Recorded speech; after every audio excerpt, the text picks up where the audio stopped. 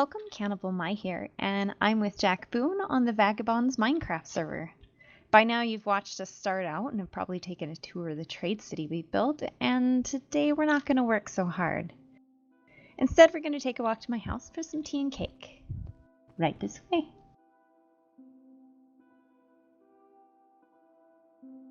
My dear friend Stormy is an absolutely amazing vanity craftsman. I begged her to open a custom shop, and she has yet to pick out some property suitable. However, all the banners on the server you're going to see are made by her, so appreciate her beautiful work. This is just kind of a fishing zone if you want to take your time on your way to my house. It is quite the walk, and you might want to stop for some nice fish. It's a very nice little break just outside of the city. It's fairly protected. Some mobs do spawn, so you do have to be careful. However, the fishing is absolutely fantastic. And then if you come on up here, you can see how I had all of the sea lanterns, glass, and quartz turned into light fixtures. I've had my mages go ahead and lift them into the sky and kind of put them in suspended animation. This will help with lighting, keeps the mobs off my little floating island, as well as kind of welcoming for the guests that come to visit the trade city. As you reach the top of the stairs, you can really smell the sweets coming off from inside the food district. As our town is a high traffic and trade port for airships, it has been a rather lucrative business up here. As you can see, I'm quite well off.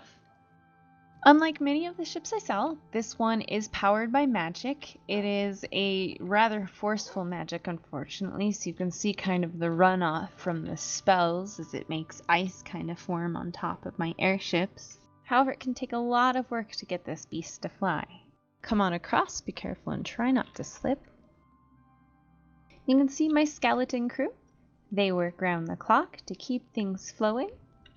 Alright, inside one of these rooms, you can see one of my mages. She's currently on break, enjoying herself, which is a good thing.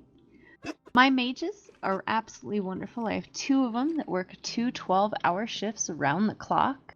They're constantly channeling spells through this cage that I have built just below my hot air balloon.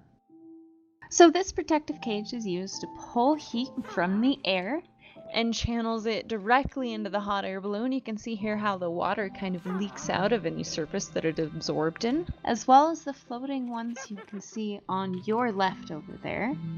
They are rather large, so it does take quite a bit of power and drains my mages. I work them in 2 12-hour shifts. I have to use a lot of power to keep this beast in the sky, so they have to rotate. Unlike swamp witches, sky witches are much more devoted. They will spend their entire life here on the ship with me and eventually die, and I will replace them. That is kind of their entire purpose in life. Except Lenny, he is a wizard. He only works on Sundays. So below deck, you can see one of my mages kind of just relaxing and hanging out. She is also on a break. They've just refilled the balloon themselves. So you can see it's not complete slave labor. They do kind of take their time. They are patient. Outside the back of my ship, you can see the amount of magic that bleeds off and is kind of extending these icicles down. It's destroyed a lot of the plant life in its wake and has left definitely a trail behind. We try not to travel so much, but we do take large, expensive freight cargo back and forth, which can take out a whole forest. This is the bow of my ship. This is where I keep a lot of special items. This is the back room where all of my witches live. They spend their time in here when they're not topside. They're also allowed to go hunt in the town and hang out and eat the snacks and buy the stuff, and kind of makes them feel better about their lives living on a tiny little airship. Now if you'll come back across, careful with the ice bridge, try not to slip. You can see there is a price to pay when you're dealing with such high level magic, as it is eaten away from the tree quite a bit. That's going to take a couple years to regrow. Here I have my primary breeding dogs. These are the best and most high quality dogs I could ship in. They make all the puppies that defend us when we go and take out large bosses on our server. This button is a wonderful button that Jack Boone put in for me. It makes the world snow. It's fantastic. We're not going to push it right now though. Don't touch the button. I also have a stock of cats inside so that I can keep away creepers. If you come on in here, this is where I keep the horses and the cats. It's kind of the noisy stable area. Originally, I was going to lift the entire building, the entire structure that the house sits on, into the air. But we lost quite a few horses before the stairs were installed, so we chose against it. This is Hans Christian Andersen. This is Mr. Scullyman. Back here you can see the shy Princess Jellyfish. And this is Jack's horse, Colt, which I've hereby brought up here against its will. Over here you see Apple Butter, which is the orange tabby. We have Cedric, the black and white cat, Tuxedo, and then the great flying Ming, who if you're not watching carefully will leap at your face. Around here I once had a octopus, but it didn't seem to live very long in the cold environment, unfortunately. So now I have no more octopus, but it's really fun to skate on, so I've decided to keep it around for decor. On the left here you'll see the landing pad. Now the important thing is that you can reach this landing pad from everywhere. Storming's house, the great tree, the giant eye tower in the distance. This is quite an accessible zone and easy to land on with this little damage. The ice also turning out providing an extra level of catching you so you don't die. Saved quite a few lives so far. You can see there's a lot of dangerous pointy things sticking off this building. Why's my name on the mailbox? Your name's not on the mailbox. Just get inside. Come on. Yes, It's time Jack to lock Boone the door. and Cannibal Mai's home. It's time to lock the door. Just get inside. Okay. And your flag's not on the door either. No, I feel like I'm don't look. being abducted. You don't live anywhere except here anymore. Welcome home. Break glass in case of emergency. So if Jack Boone and I moving in together ever end up having to take out giant robots or Godzilla type monsters, these are prepared battle suits. I have the tank, the fisticuff set. I also have a DPS rogue, and everybody's favorite, the classic healer. This is my favorite set. I do import quite a few antiques. You can hear that the barn is underneath us. Don't mind the cats. Coming on up here, you can see that I do collect an awful lot of artwork. I do have particular trends that I like. And if you keep coming up the stairs, you see the shrine to my god, the outsider, as well as a couple imported pets that I've gotten over the time.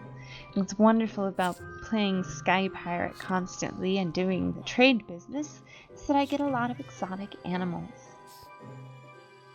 I've also adopted a few rare pets. Now over here you can see into what used to be the main congregation room in a church. Unfortunately, this isn't a church anymore. It's now my wonderful, spectacular house that I hereby share with Jack Boone against his will. And we have a lot of items that we need to keep safe.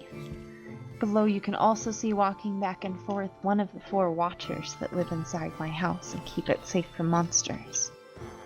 Back behind us we have my bedroom, again highly decorated with a lot of artwork. Skulls are one of my favorite things. It had a good window view as well, so I had this installed. On top of that, I needed to hide some things, because unfortunately, in our town, black magic is kind of looked down on. Normal magic okay, but we do have a Templar.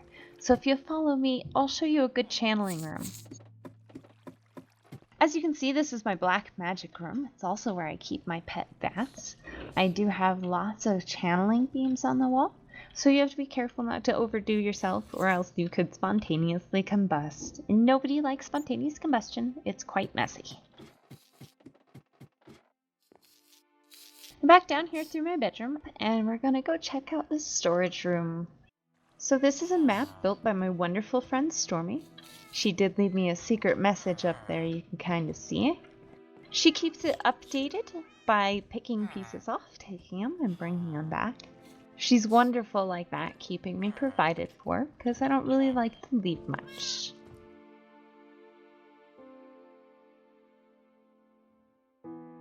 If you look over here, this is the storage room. Again, once used to be part of a church. I did make you a cake, but unfortunately I need to find some sprinkles. I left them next to the fermented eyeballs. This is where all the things are kept. I'm gonna look for some sprinkles for the cake, and feel free and help yourself look around. There's lots of useful things in that chest.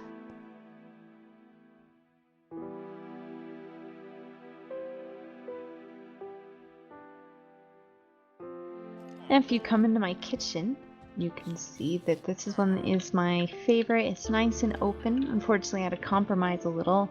Jack prefers to have everything very close together, and I have way too much storage need for that. So I built everything I could as close together in this room, and then storage on the back side of the church. I do love the amount of stoves. It keeps everything cooking at a different pace. And let's go on out here. Oh, cake. Yes, you can have some cake. Nom nom nom. Come on. And it has a wonderful view of our beautiful city.